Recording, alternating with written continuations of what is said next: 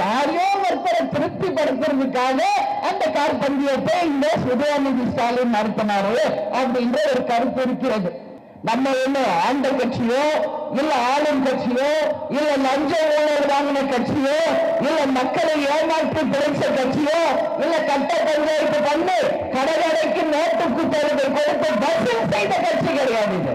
ஒரு பக்கம் கள்ளச்சாராயம், ஒரு பக்கம் இன்னைக்கு டாஸ்மாக், ஒரு பக்கம் கஞ்சா என்று எல்லா விஷயத்திலும் இந்த நாடு போதை நாடாக மாற்றிய ஒரே பெருமைதான் இந்த திமுகவினுடைய அரசுக்கு இருக்க வழிய வேற எந்த பெருமையும் இந்த அரசுக்கு இல்லை என்பதை மக்கள் கருத்தாக இந்த பொதுக்கூட்டத்தில் நான் பதிய வைக்கிறேன். இப்ப எப்படி நம்ம ஃபுட் ஆர்டர் பண்றோம் வீட்டுல இருந்து, அந்த மாதிரி வருதா? இனிமே வீட்டுல இருந்தே ஆர்டர் பண்ணலாமா? குவார்டர் வேணுமா, ஆப் வேணுமா, புல் வேணுமா? சந்தோஷமா எல்லாம் இருக்கா? அப்படியே ஆண்டர் முகத்துல அப்படியே பளிச்சுன்னு 1000 வாட்ஸ் பல்ப் மாதிரி எரியுது. அப்ப திமுக ஆட்சி சரியில்லை என்பதை சகோதரர் திருமாவளவன் அவர்களும் செல்வப்பெருந்தை அவர்களும் ஓப்பன் ஸ்டேட்மெண்ட் கொடுத்திருக்காங்க. ஆனா இன்னைக்கு சொல்றேன், இனிமே அந்த கேள்வி என்கிட்ட கேட்காதீங்க. ஏன்னா அவங்க கட்சியை சேர்ந்தவர்களே என்ன சொல்றாங்க, நாங்க அந்த கட்சியினுடைய கொத்தடிமைகள், நாங்க கொத்தடிமைகள் தான் அப்படின்னு சொல்றாங்க. அதனால அவர்களே ஸ்டேட்மெண்ட் கொடுத்துட்டாங்க. இனிமேல் அந்த கேள்வி என்னிடம் கேட்க வேண்டாம்.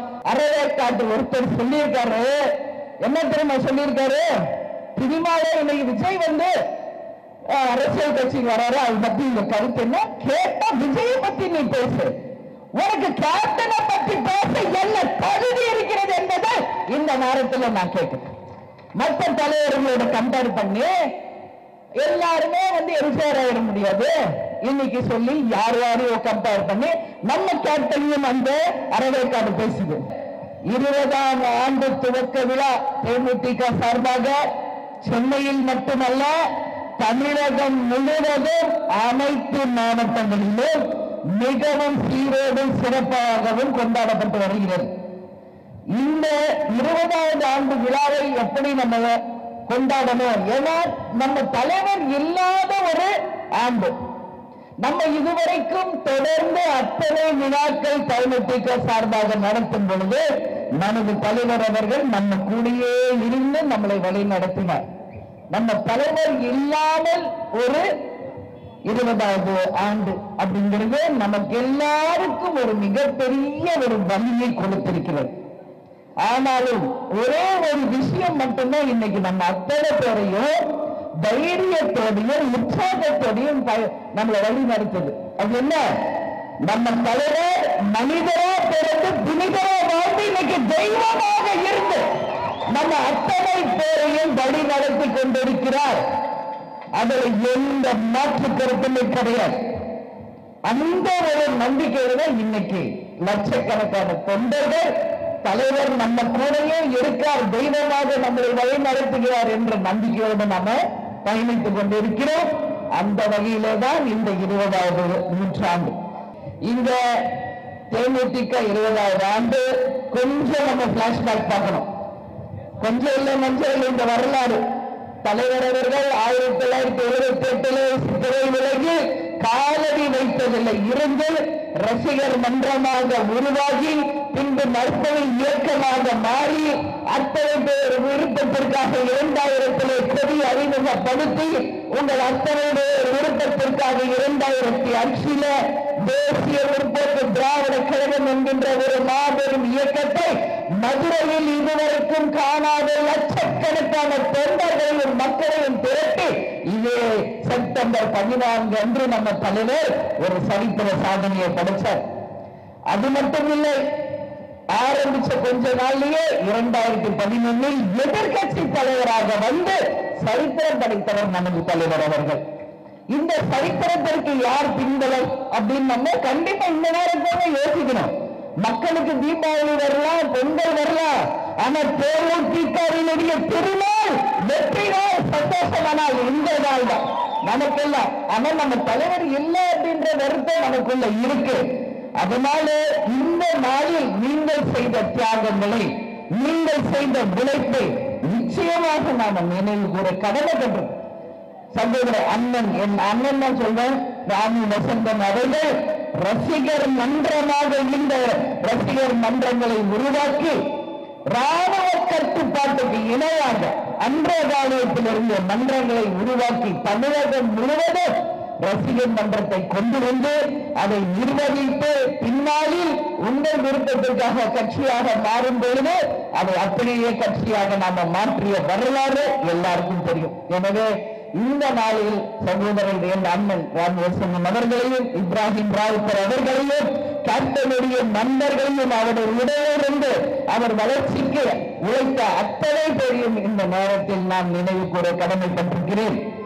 அதே போல கேப்டன் எவ்வளியோ அதுவே எங்கள் வழி என்று ஒவ்வொரு தொண்டரும் இன்னைக்கு உண்மையாக உழைத்துக் கொண்டிருக்கிறீர்கள். உங்கள் உழைப்புக்கு உங்களுடைய நம்பிக்கைக்கு இந்த உலகத்தில் எதையுமே நம்ம ஈடு செய்ய முடியாது. தலைவரும் நானும் பேசுறப்ப நிறைய பேசுவோம். இந்த ஜென்மத்துல நாம செஞ்ச புண்ணியம் என்ன அப்படின்னு. தலைவர் எனக்கு கிடைச்சதுதான் புண்ணியம், அதுல மாற்று கருத்து இல்லை. ஆனாலும் எந்த பிரதிநிதிகளையும் எதிராமல் தலைவருக்காகவும் கட்சிக்காகவும் உழைக்கும் எங்கள் உண்மை தொண்டர்கள் கிடைத்ததுதான் எங்கள் வாழ்க்கையில் எங்களுக்கு கிடைச்ச பாக்கியம் அப்படின்றது கேப்டனும் நானும் பல்வேறு நேரங்களிலே இதை நாங்க பேசியிருக்கோம். மதுரை மாநாடு நடக்குது, உங்க எல்லாருக்கும் தெரியாது. பின்னாடி கேரளம்ல கண்ணீர் விட்டு கதறிட்டு இருந்தேன் நானும் கேட்பணும். இத்தனை லட்சம் மக்கள் இங்க வந்திருக்காங்களே, அந்த நம்பிக்கைக்கு பாத்திரமாக இருந்து அவர்களை நல்வழியில் வழி நடத்தி சென்று அவர்களுக்கு எல்லாம் ஒரு நல்ல எதிர்காலத்தை உருவாக்க வேண்டும் என்ற மிகப்பெரிய ஒரு கடமையும் அந்த நேரத்தில் கேப்டனுக்கும் எனக்கும் உருவாகி அது கண்ணீராக அன்னைக்கு வந்துச்சு. அது மட்டும் இல்ல, இந்த மக்களுக்காக மக்கள் பணி செய்தப்போ கேப்டன் ஸ்டேஜ்லயே கண்ணீர் விட்டு அழுதார். நீங்க எல்லாம் யாரும் மறந்திருக்க மாட்டீங்க. ஏன் அழுதார் தெரியுமா? என்னை நம்பி இத்தனை லட்சம் இளைஞர்கள், பெண்கள், மக்கள், நான் இவர்களுக்கு என்ன கைமாறு செய்ய போகிறேன் அப்படின்ற அந்த உணர்வு தான் கேப்டனுக்கு அன்னைக்கு கண்ணீராக அன்னைக்கு ஸ்டேஜ்ல வந்தது. நான் கூட பக்கத்தில் அமர்ந்திருந்தேன். ஏன் இதை சொல்றேன்னா, தலைவரை நம்பி வந்த யாரும் கைவிடப்படார் அப்படின்றத வரலாற்றை நிச்சயமாக உங்கள் அன்னையாக மட்டுமில்லை, உங்கள் அன்னையாக இருந்து உங்களுடைய அத்தனை பேர் வாழ்க்கையின் சிறந்த முறையில் உயர்த்த வேண்டும் என்பது மட்டும்தான் என்னுடைய கனவு, லட்சியம் எல்லாமே. அதனால இன்னைக்கு தலைவரை நம்பி வந்தவங்க, தேமுதிக நம்பி வந்தவங்க வாழ்ந்ததாக தான் ஒரு வரலாறு இருக்கணும் என்பதில் நான் உறுதியாக இருக்கிறேன். அதே மாதிரி இந்த கழக வளர்ச்சிக்காக பாடுபட்ட அனைத்து நிர்வாகிகள், தொண்டர்களை இந்த நேரத்தில் நான் என்னுடைய பாராட்டுகளையும் வாழ்த்துக்களையும் அவர்களுக்கு சொல்ல கடமைப்பட்டிருக்கேன். ஏன்னா தமிழ்நாடு முழுக்க இந்த பொதுக்கூட்டத்தை சிறப்பான முறையிலே நமது கழகத்தை சேர்ந்தவர்கள் செய்திருக்காங்க. ஒரு ஆர்ப்பாட்டமோ ஒரு பொதுக்கூட்டமோ ஒரு எந்த ஒரு விஷயத்தை சொன்னாலும் அத்தனை பேரும் இணைந்து அந்த ஆர்ப்பாட்டம் போராட்டத்தை வெகு சிறப்பாக நடத்திக்கிட்டு இருக்காங்க. நம்ம என்ன ஆண்ட கட்சியோ இல்ல ஆளும் கட்சியோ இல்ல லஞ்ச ஊழல் வாங்கின கட்சியோ இல்ல மக்களை ஏமாற்றி பிழைச்ச கட்சியோ இல்ல கட்ட பஞ்சாயத்து பண்ணி கடற்கரைக்கு நோட்டுக்கு தேர்தல் கொடுத்து பஸ்ஸில் செய்த கட்சி கிடையாது. நேர்மையாக மக்களுக்காக வியர்வை சிந்து, தங்களுடைய ரத்தத்தை வியர்வையாக சிந்து அந்த தொண்டர்கள் இன்னைக்கு கேப்டன் எப்பவுமே சொன்னார், இந்த கொடியில கட்டி இருக்கு அந்த கயிறு என் தொண்டருடைய நரம்புங்க அப்படின்றார். இங்க தொண்டதே ஒரு உழைப்பும் அது அவர்களுடைய உழைப்பு. இங்க இருக்கிற ஒவ்வொரு பேனரும் எங்கள் தொண்ட கழகத்தினுடைய சிறப்பான பணியாற்றுதலும் நம்பிக்கை என்றதை என் கண்ணில் தெரியும். அதனாலதான் நான் ஆனந்திக்கிட்டு கூட சொன்னேன், 2 LED லைட் வச்சிருக்கீங்க, அதுக்கு எவ்வளவு செலவாகும்? ஆனா மரத்துக்குள்ள மறைஞ்சிருச்சு, அது எத்தனை தொண்டர்களுடைய பணம். அதுதான் இந்த விஷுவலா வச்சிருந்தீங்கன்னா தலைவரை எல்லாரும் பார்த்திருப்பாங்களே, அதுதான் நான் பேசிக்கிட்டு இருக்கேன் ஸ்டேஜ்ல.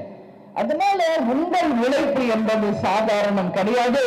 இந்த கழகத்திற்காக நீங்க உழைத்த உழைப்பு நிச்சயமாக ஒரு நல்ல இடத்திற்கு உங்களை கொண்டு செல்வேன் என்பதை இந்த பொதுக்கூட்டத்தில் அது 20வது ஆண்டில் உங்கள் முன் சொல்ல நான் கடமைப்பட்டிருக்கேன். இன்னைக்கு நம்ம பார்த்தோம்னா பல்வேறு விதமான விஷயங்கள் நாட்டில் நடந்துகிட்டு இருக்கு. டெய்லி நான் ஏதோ ஒரு ஃபங்க்ஷன் போடுறேன், டெய்லி பிரஸ் மீட் பாக்குறேன், டெய்லி பிரஸ்காரங்க ஏதாவது ஒரு கேள்வி என்கிட்ட கேட்டுக்கிட்டு தான் இருக்கிறாங்க. இன்னைக்கு அந்த வகையில அவர்கள் நேற்று கூட நமது மாவட்ட செயலாளர் பழனி அவர்களுடைய திருமண விழாவிற்கு சென்ற போது அங்கேயும் பிரஸ்ல என்கிட்ட கேட்டேன், ஒரே நாடு ஒரே தேர்தல் அப்படிங்கிறாங்க அப்படின்னு. அது நம்ம நிச்சயமாக ஒரே நாடு ஒரே தேர்தல் அப்படிங்கிறது சாத்தியமா என்பது ஒரு மிகப்பெரிய கேள்வி. ஆனால் நல்ல விஷயங்கள் அதன் பின்னாடி இருக்கிறது என்பதை யாரும் மறந்துட முடியாது. ஓட்டுக்கு காசு கொடுக்கிற கலாச்சாரம் முதல்ல ஒழிக்கப்படும். அது மட்டும் இல்ல, கள்ள ஓட்டு போடுவதும் தடுக்கப்படும். அது மட்டும் இல்ல, இன்றைக்கு மக்களுடைய வரிப்பணத்துல தான் தேர்தல் நடக்குது. அந்த வரிப்பணம் வீணாகாம நம்ம தடுக்க முடியும். அதனால ஆனா இது ஒட்டுமொத்த இந்தியாவுக்குமே அது செய்ய முடியுமா என்பதை பொறுத்திருந்துதான் நாம அந்த ஒரே நாடு ஒரே தேர்தல் என்கின்ற விஷயத்தை நாம கையில் எடுக்க முடியும். இன்னைக்கு பார்த்தோம்னா திருமாவளவன் அவர்கள் மது ஒழிப்பு மாநாடுன்னு அறிவிக்கிறார். யார் கூட்டணியிலிருந்து? திமுக கூட்டணியிலிருந்து. திமுக என்ன வாக்குறுதி கொடுத்தாங்க? ஆண்டுக்கு 500 மதுக்கடைகளை மூடுவோம் என்று சொல்லிதான் இன்னைக்கு ஆட்சிக்கு வந்திருக்கிறார் ஸ்டாலின் அவர்கள். ஆனால் இன்னைக்கு நடந்து கொண்டிருப்பது என்ன? 500 மதுக்கடைகளை ஆண்டுக்கு நாங்க மூடுவோம் அப்படின்னு சொன்னார். அப்படி பார்த்தா 4வது வருஷம் நடக்குது. அப்ப 2000 மதுக்கடைகளை மூடி இருக்கணுமா இல்லையா?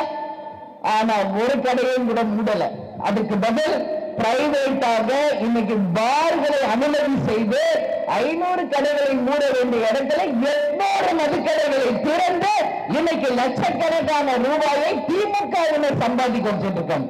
ஒரு பக்கம் கள்ளச்சாராயம், ஒரு பக்கம் இன்னைக்கு டாஸ்மாக், ஒரு பக்கம் கஞ்சா என்று எல்லா விஷயத்திலும் இந்த நாடு போதை நாடாக மாற்றிய ஒரே பெருமைதான் இந்த திமுகவினுடைய அரசுக்கு இருக்க வழிய வேற எந்த பெருமையும் இந்த அரசுக்கு இல்லை என்பதை மக்கள் கருத்தாக இந்த பொதுக்கூட்டத்தில் நான் பதிய வைக்கிறேன்.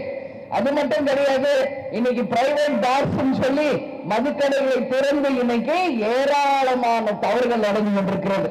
கேப்டன் என்ன சொன்னாரு? வீடு தேடி ரேஷன் பொருள் வரும் என்று சொன்ன ஒரே உத்தமர் நமது கேப்டன் அவர்கள். ஆனால் இன்னைக்கு நடக்கின்ற திமுக அரசு என்ன சொல்லுது? வீடு தேடும் கோட்டர் பாட்டில் வரும் என்று சொல்லிக்கிட்டு இருக்கிற ஒரே அரசு திமுக தான். இப்ப எப்படி நம்ம ஃபுட் ஆர்டர் பண்றோம் வீட்டுல இருந்து, அந்த மாதிரி வருதா? இனிமே வீட்டுல இருந்தே ஆர்டர் பண்ணலாமா? கோட்டர் வேணுமா, ஆப் வேணுமா, புல் வேணுமா? சந்தோஷமா எல்லாம் இருக்கா? அப்படியே ஆண்டர் முகத்துல அப்படியே பளிச்சுன்னு 1000 வாட்ஸ் பல்ப் மாதிரி எரியுது. ஏன் இதை நான் சொல்றேன்னா, மக்களுக்கு என்ன தேவை அதை குறிப்பறிஞ்சு செய்யுங்க. இன்னைக்கு இந்த நாட்டில் சுதந்திரம் வாங்க எப்படியெல்லாம் நம்ம தலைவர்கள் சுதந்திர போராட்ட தியாகிகள் போராடினாங்க.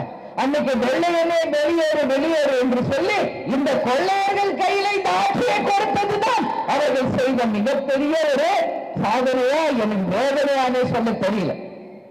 இன்னைக்கு இந்த கொள்ளையர்கள் கொள்ளையடிச்சுக்கிட்டு தான் இருக்காங்களே ஒழிய இன்னைக்கு வீடு தோறும் கேப்டன் சொன்ன மாதிரி வீட்டுக்கு ஒருத்தருக்கு வேலை வாய்ப்பை தருகிறோம் என்று எந்த ஆட்சியாளர் சொல்லுமா? எது கேட்டாலும் இன்னைக்கு காசு பணம் அதுதான். இன்னைக்கு கேப்டன் சொன்னது மாதிரி வீடு தோறும் ரேஷன் பொருள், அது மட்டுமில்லை இலவச மருத்துவம், இலவச கல்வி, வறுமை கோட்டிற்கு கீழ் மக்களே இல்லை என்ற நிலையை உருவாக்கி அனைத்து படிக்காத இளைஞர்களுக்கு வேலை வாய்ப்பை தந்து என் மக்களை தங்க தட்டில் வைத்து பாராட்டுவேன் என்று சொன்ன ஒரே முத்தமர் கேப்டன் அவர்கள் தான். போகும்போது அலெக்சாண்டர் அடிக்கடி சொல்வார், அலெக்சாண்டர் இந்த நாட்டையே கைப்பற்றினார். சதை பெட்டியில வச்சப்போ 2 கையும் வெளியே வைக்கணும்னு கேட்டுக்கிட்டாரா அலெக்சாண்டர். எதுக்குன்னா, நான் இந்த நாட்டையே கைப்பற்றினேன், ஆனா இந்த உலகத்தை விட்டு நான் செல்லும்போது என் கையில எதுவுமே இல்லை என்பதை மக்களுக்கு உணர்த்த வேண்டும் என்பதற்காக. அதனால போகும்போது நம்ம ஒண்ணும் கொண்டு போறது கிடையாது. காமராஜர் அவர்கள் இறந்த போது 4 வேஷ்டி 4 சட்டை தான் அங்க இருந்துச்சு அவங்க வீட்டுல. இதுதான் வரலாறு. அப்படிப்பட்ட ஒரு உன்னதமான தலைவரை வாழ்ந்து தமிழ்நாட்டுக்கு சேவை செய்யணும் என்ற ஒரு நல்ல நோக்கத்தோட நம்ம தலைவரின் கட்சி ஆரம்பிச்சார். இன்னைக்கு அவருடைய உருவத்துல நீங்க பார்த்தீங்கன்னா காமராஜரை பார்க்கலாம், புரட்சி தலைவர் எம்ஜிஆரை பார்க்கலாம். இவர்கள் தான் உண்மையில் மக்களுக்காக சிறந்த முறையில பணியாற்றிய முதல்வர்கள். லஞ்ச ஊழல் கட்டார்பட்டு மக்களுக்காக உழைத்த சிறந்த ஒரு முதல்வராக அவர்கள் வாழ்ந்து காமிச்சாங்க. அதனாலதான் இன்னைக்கு அவங்களோட மைண்ட் செட் கேப்டனுக்கு எப்பயுமே இருந்தது அப்படிங்கறத நீங்க யாரும் மறந்துடக்கூடாது. இன்னைக்கு நம்ம பார்த்தோம்னா கூட்டணி அப்படின்னு சொல்லி திமுக சொன்னாலும் அந்த கூட்டணியில ஏகப்பட்ட குழப்பம் நடந்துட்டு இருக்கு. சகோதரர் திருமாவளவன் என்ன சொல்றாரு? மது ஒழிப்பு மாநாடுங்கிறார். ஆட்சியில பங்கு வேண்டும் என்று கேட்கிறார். இது எவ்வளவு பெரிய ஒரு குழப்பத்திற்கு இந்த கூட்டணியில இருக்குது என்பதற்கு சின்ன உதாரணம். அதே போல பார்த்தா இன்னைக்கு செல்வ பெருந்தகை அவர்கள் என்ன சொல்றாரு? மீண்டும் காமராஜர் ஆட்சியை அமைப்பதுதான் காங்கிரசினுடைய கொள்கை என்கிறார். அப்ப திமுக ஆட்சி சரியில்லை என்பதை சகோதரர் திருமாவளவன் அவர்களும் செல்வ பெருந்தகை அவர்களும் ஓபன் ஸ்டேட்மெண்ட் கொடுத்திருக்காங்க. அப்ப இந்த ஆட்சியின் அவலம் எப்படி இருக்கு? உள்ளங்கை நெல்லிக்கனியாக தெள்ள தெளிவாக ஒரு மோசமான ஆட்சி நடக்கிறது என்பது கூட்டணியில இருப்பவர்களே இன்னைக்கு சொல்கின்ற நிலைமைதான் இன்னைக்கு தமிழ்நாடு முழுக்க நடந்துகிட்டு இருக்கு. பத்திரிகையாளர்களுக்கு இன்னைக்கு ஒரு விஷயம் நான் சொல்றேன். எங்க போனாலும் ஒரு கேள்வி என் முன்னாடி கேட்கிறீங்க, இன்னும் அந்த கேள்வியை நீங்க நிப்பாட்டிக்கணும். எங்க நான் போனாலும் உதயநிதி ஸ்டாலின் அவர்களுக்கு துணை முதல்வர் பதவி தரப்போறா, உங்க கருத்து என்ன? உங்க கருத்து என்ன? நீங்க என்ன கேட்கறீங்க? ஏன் கருத்து ஒண்ணு இல்ல. அவங்க கட்சி ஏற்றுக்கிட்ட எங்களுக்கு அதை பத்தி இல்ல. ஆனா மக்கள் ஏற்றுக்கிட்டாங்க என்பது 26 தான் அதை நாம பார்க்கணும்ன்றத என்னுடைய பதிலா சொல்றேன். ஆனா இன்னைக்கு சொல்றேன், இனிமே அந்த கேள்வி என்கிட்ட கேட்காதீங்க. ஏன்னா அவங்க கட்சியை சேர்ந்தவர்களே என்ன சொல்றாங்க? நாங்க அந்த கட்சியினுடைய கொத்தடிமைகள், நாங்க கொத்தடிமைகள் தான் அப்படின்னு சொல்றாங்க. அதனால அவர்களே ஸ்டேட்மெண்ட் கொடுத்துட்டாங்க. இனிமேல் அந்த கேள்வி என்னிடம் கேட்க வேண்டாம். அவர்கள் கட்சியும் அவர்கள் தொண்டர்களும் நிர்வாகிகளும் ஏற்றுக்கிட்டா அதை பற்றி எங்களுக்கு எந்த கமெண்ட்ஸும் தெரியாது. ஆனா 2026 மக்கள் ஏற்றுக்கொண்டார்களா இல்லையா என்பதை அந்த தேர்தல் முடிவுகள் நிச்சயமாக இதுக்கு பதில் அளிக்கும் என்பதையும் இந்த நேரத்தில் நான் சொல்ல கடமைப்பட்டிருக்கிறேன். அதே மாதிரி இங்க பாருங்க, லைனா 3 தலைவர்கள்.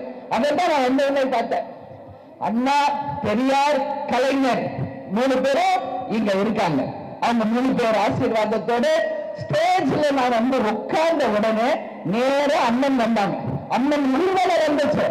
அதே நான் சொல்றேன், அண்ணன் ஊர்வலம் அப்பயே நமக்கு தெரியுது. தலைவர் சொன்னது போல இது தெய்வத்தின் ஆசீர்வாதம் பெற்ற ஒரு கட்சி என்பதற்கு தான் ஒரு அச்சாரமாக இந்த 20வது பொதுக்கூட்டத்தில் அண்ணனுடைய ஆசீர்வாதம் நமக்கு கிடைச்சிருக்கிறது. இப்ப சுதீஷ் பேசுறப்ப சொன்னாரு, இதே இடத்தில் நமது தலைவர் சிலையையும் வைக்க வேண்டும் என்று ஒரு ஒரு வேண்டுகோளை வச்சிருப்பாரு. சுதேஷ் முன்னாடியே தெரியுமா என்னன்னு எனக்கு தெரியல. ஒரு தூண் கட்டப்பட்டு சிலையே வைக்காத ஒரு தூண் இங்க காலியாக இருக்கிறது. அதனால அரசு உடனடியாக செவிசாய்த்து நமது தலைவர் புரட்சி கலைஞருடைய சிலையை இங்க வைக்கணும். இல்ல யாருக்காக அந்த தூண் ரெடியா இருக்கிறது என்பது எனக்கு தெரியாது. அது காலமும் நேரமும் தெய்வமும் தான் முடிவு செய்யணும் நான் சொல்ல நினைக்கிறேன். ஆனா சுதீஷ் சொன்னாரு, இங்க கேப்டன் சிலை வைக்கணும்னு ஒரு தூண் ரெடியா இருக்கு. உடனே அரசு இதை கவனத்திலே கொண்டு அங்க தலைவர் கேப்டனுடைய சிலையை வைக்க வேண்டும் என்பதை இந்த நேரத்தில் தேமுதிக சார்பாக நான் கேட்டுக்கொள்கிறேன். ஏன் நான் சொல்றேன்னா, அறிஞர் அண்ணா இந்த கட்சியை ஆரம்பிச்சப்ப என்ன சொன்னார்? கடமை, கண்ணியம், கட்டுப்பாடு, இதை சொல்லிதான் திமுக என்ற ஒரு கட்சியை அவர் ஆரம்பிச்சார். ஆனா இன்னைக்கு ஆட்சியாளர்கள் என்ன நம்புறாங்க? கலெக்ஷன், கமிஷன், கரப்ஷன், இதை நம்பிதான் இவங்க ஆட்சியை நடத்திட்டு இருக்காங்க. இன்னைக்கு அண்ணாதுரையே இருந்திருந்தாலும் எதுக்கு இவனை நம்பி இந்த கட்சியை நாம ஆரம்பிச்சோன்றதுதான் சீக்கிரமா போய் சேர்ந்துட்டாரு என்ற கேள்வியே ஏன் முன்னாடி இன்னைக்கு வருகிறது. எங்க பாருங்க கலெக்ஷனு, கரப்ஷனு, எல்லா இடத்திலுமே கமிஷன், இதான் நடந்துகிட்டு இருக்கிறது. இதுதான் திமுகவினுடைய மிகப்பெரிய ஒரு சாதனைய ஒழிய இதற்கு மீறி எதுவும் இங்க நடக்கல. அது மட்டும் இல்ல, இன்னைக்கு மகாலட்சுமி இங்க பேசுறப்ப சொன்னாங்க, அந்நியார் போறாங்க ஒரு விருது விழாவில போனா விருது வாங்கிட்டு வர வேண்டியதுன்னு எங்க போனாலும் ஒரு உதவி அறிவிக்கிறாங்க. மகாலட்சுமிக்கு தெரியாத ஒரு விஷயத்தை இந்த ஸ்டேஜ்ல நான் சொல்றேன். அவங்க சொன்னது மாதிரி நாங்க பத்மபூஷன் அவார்டு வாங்கி டெல்லி தமிழ் சங்கத்துக்கு பாராட்டு விழாவுக்கு போகும்போது ஒவ்வொரு ஆண்டும் தலைவர் பிறந்த நாள் அன்றைக்கு 1 லட்சம் ரூபாய் தமிழ் சங்கத்திற்கு வழங்கப்படும் அப்படின்றத நான் சொன்னேன்.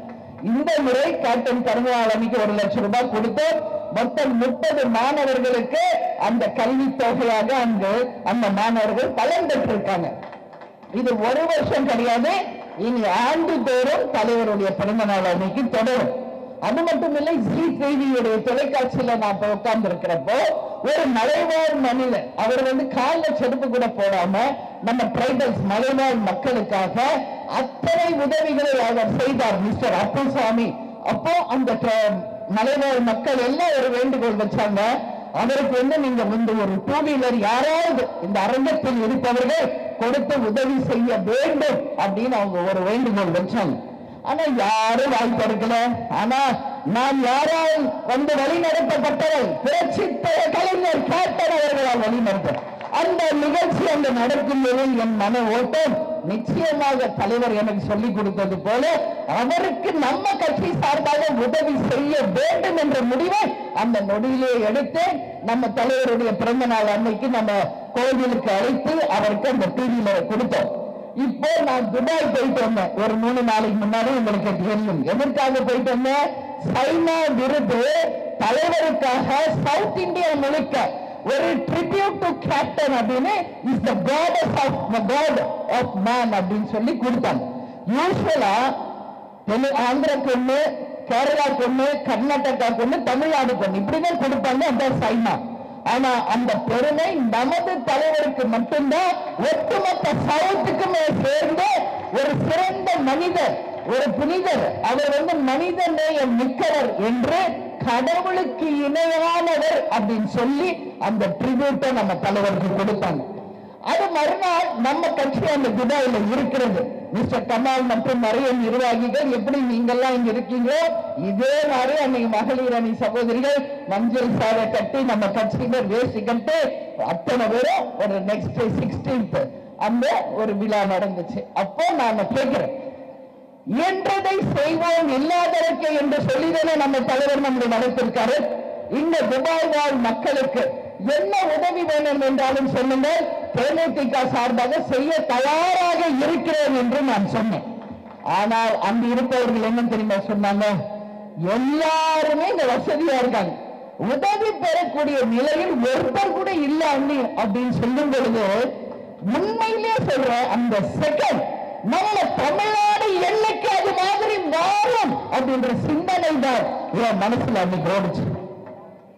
இவங்களை வறுமையிலேயே வச்சிருக்கிறதுனாலதான் இலவசங்களை கொடுத்து, ஓட்டுக்கு காசு கொடுத்து, கோட்டரை கொடுத்து, பிரியாணியை கொடுத்து அடிமைகளாகவும் வறுமையாளிகளாகவே இந்த 50-60 வருஷமா இவங்க நடத்திக்கிட்டு இருக்காங்கன்னா இந்த நிலை மாறணும் என்பதற்காக நம்ம தலைவர் கட்சி ஆரம்பிச்சார்.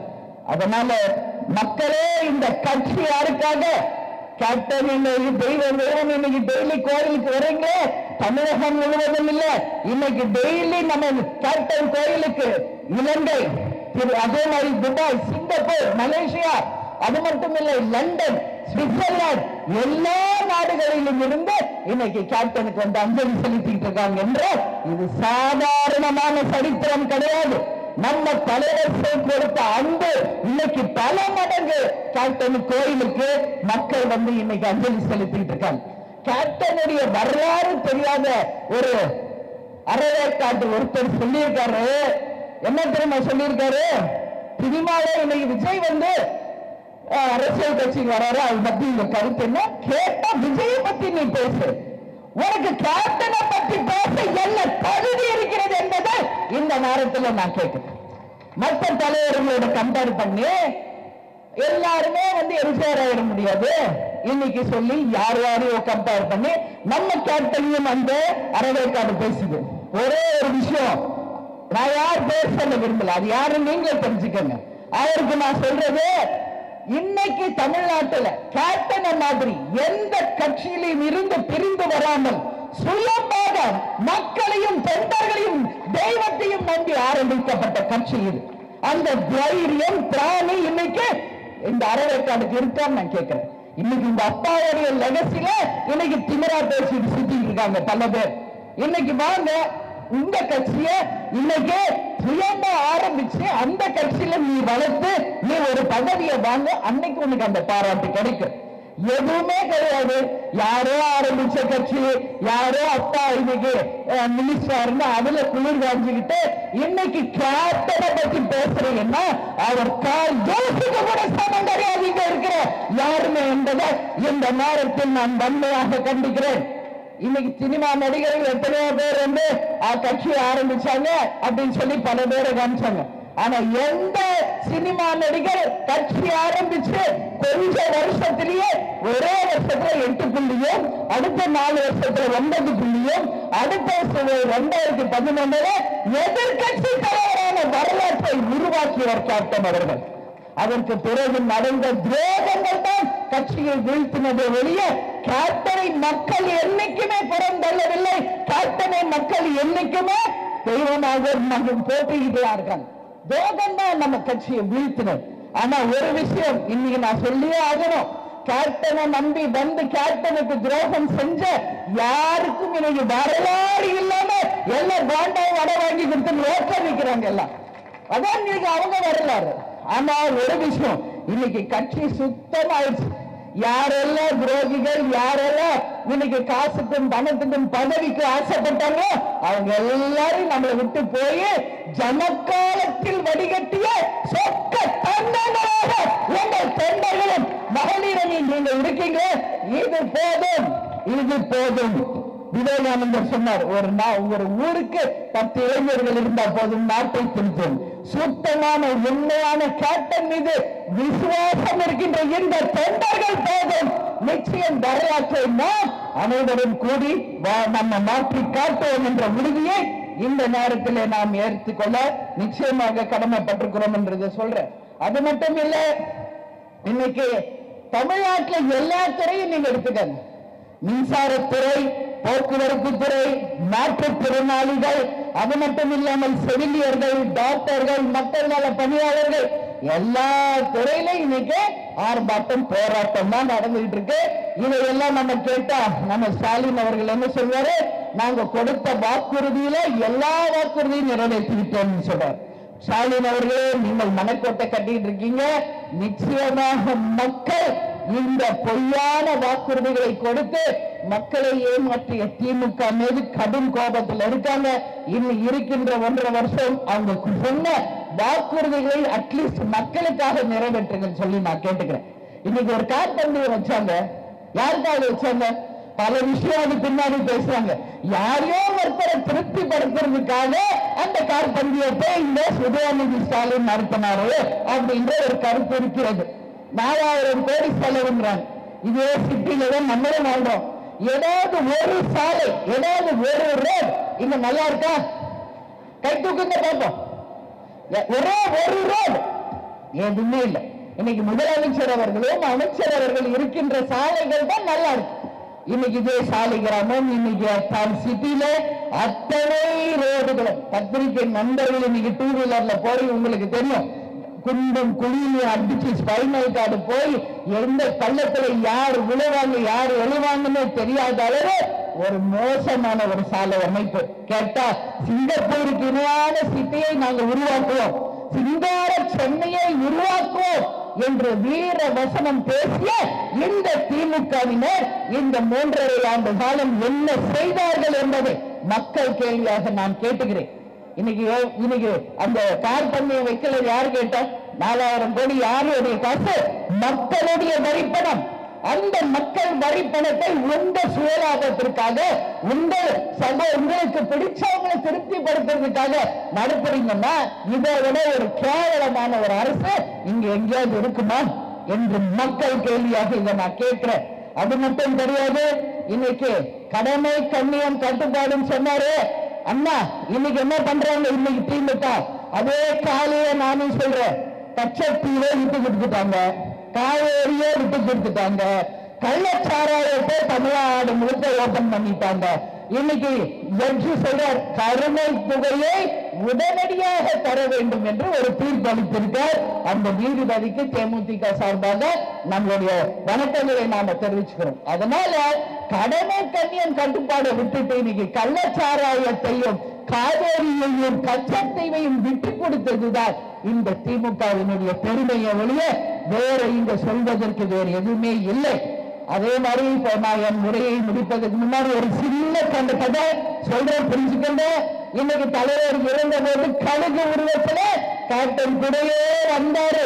பெருமாளுடைய ஆசீர்வாதம் கிடைச்சது என்று ஒட்டுமொத்த மக்கள் இன்னைக்கும் பேசிட்டு இருக்காங்க. அதனாலதான் அவர் மனிதர் இல்லை தெய்வம் என்று எல்லாரும் சொன்னாங்க. இதுவரைக்கும் யாருக்குமே அந்த மாதிரி வந்ததே கிடையாது, எவ்வளவு பேர் இறந்திருந்தால். ஆனா அந்த கழுகை வச்சு ஒரு கதை. கழுகு எப்பொழுதுமே மிக சிறந்த ஒரு பறவை. ஆனா அதை எப்பயுமே சீண்டிட்டு இருக்க ஒரு பறவை எது தெரியுமா? காக்கா. சும்மாவே போய் கொத்தும், சண்டைக்கு இழுக்கும், ஏதாவது இரிட்டேட் பண்ணிக்கிட்டே இருக்கும். ஆனா கழுகு அந்த காக்காவை கண்டுக்கவே கண்டுக்காது. ஏன் சொல்லுங்க? கழுகுக்கு தெரியும் தான் யார் என்று, கழுகுக்கு தெரியும் இந்த காக்கா யார் என்று. அதனால இன்னைக்கு தேமுதிகவை பார்த்து ஏளனம் செய்தவர்கள் யாராக இருந்தாலும் இந்த கழுகு கதையை மைண்ட்ல வச்சுக்காங்க. அண்ணி சொன்னாங்க, அந்த ஒரு குறிப்பிட்ட ஸ்டேஜுக்கு அப்புறம் இது தொல்லை பொறுக்க முடியலன்னா கழுகு பறக்க ஆரம்பிச்சிடும்.